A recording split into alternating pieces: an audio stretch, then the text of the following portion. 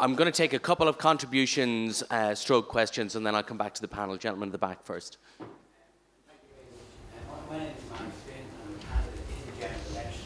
I'm an independent, a new independent. And I just want to register my complaint, which is that for this forum not to have an independent sitting up there to express their views in relation to reform is absolutely disgraceful. And I think it's a black mark here today that you don't have a representative from the independent sector, given the fact that there's a huge amount of possibility that the next Dáil will have a serious amount of independence up there. In relation to what I've actually heard, in this forum, I mean, it's important to know that we've been hearing this for quite some time. It's important to know also that my view is that these people up here are constitutionally incapable of being honest with themselves, never mind us, that they've never spoken about the reform that they need within their own parties. It's important to know that the Abbey Lara situation, that certain Garda Síochána that were attached to that were also discredited from the Kerry Baby situation. It's also important to know this, and I'll leave with this because I've got to rush off the canvas, is that how can a state have an inquiry into child abuse when it indemnifies the actual church and the state indemnifies itself prior to any investigation? It's an absolute outrage to sit here today and to listen to this absolute nonsense. There will be no reform. I sit on a number of boards as a city councillor within the Dublin City Council context. On those boards there is representatives from Sinn Féin, from Fianna Fáil, from Fine Gael and from Labour. On a number of occasions I have pointed out to them serious wrongdoing, serious trespass, serious corporate governance issues. In one instance the whole board that I was on had to be taken out of existence because of corruption, and not one of those political parties made any suggestion or supported me in my efforts. Recently in Dublin City Council, there was a report into housing, into misallocation of housing that I brought about. And my colleagues in Dublin City Council, Fianna Fáil, Fine Gael and Labour and Sinn Féin, condemned me and congratulated the staff. These are the very people that are sitting here telling you that they're going to bring a reform. When are they going to bring a reform? When are we going to see the example? And today, as an independent, I come along here and I don't find one independent on that stand. Is an outrage. Thank you. Okay, thanks, Max.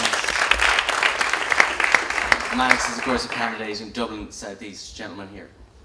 Okay, well, I am an independent candidate. I'm standing in Dublin South Central. I have a budget of €500 and I handed it over as my deposit. And I'm standing on a reform ticket and I'm getting a fantastic response. And if I don't get elected this time, I'm getting elected in the next election.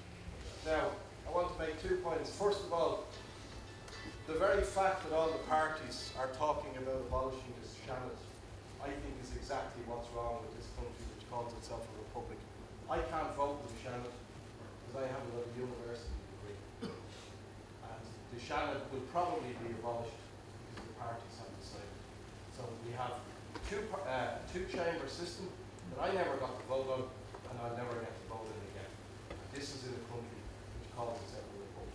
And it's a mirror of everything that's wrong with this country. The decisions are made at the top. And the final point I want to make is this. I'm the secretary of a sports club in Dublin. I've been elected or re-elected for 10 of the last 12 years. And the reason is simple.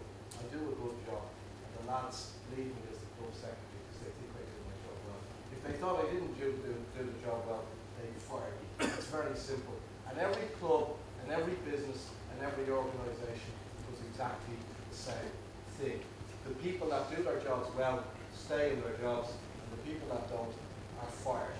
And all the talk of abolition, of reform, the one thing I haven't heard from anybody is that public servants, A, not only need to be appointed in an open and transparent manner, but B, if they do not do their jobs, they must go.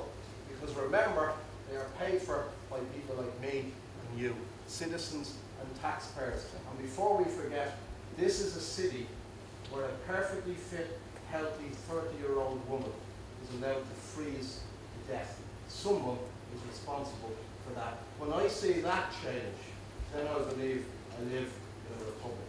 Conor Brothercon, I want to take up an issue that Phil Hogan raised, and that is citizens will be given the right to a petition. This is paternalistic out of guff from the existing power establishment. We, the citizens, own the power of the state. That's actually specified in Article 6. That's where the power of the state is derived from. We delegate it to successively smaller groups. I want to know from all political parties why you do not bring in Swiss-style citizens' initiative and embed that in the Constitution to show that that is actually where the power resides. Okay, thank you.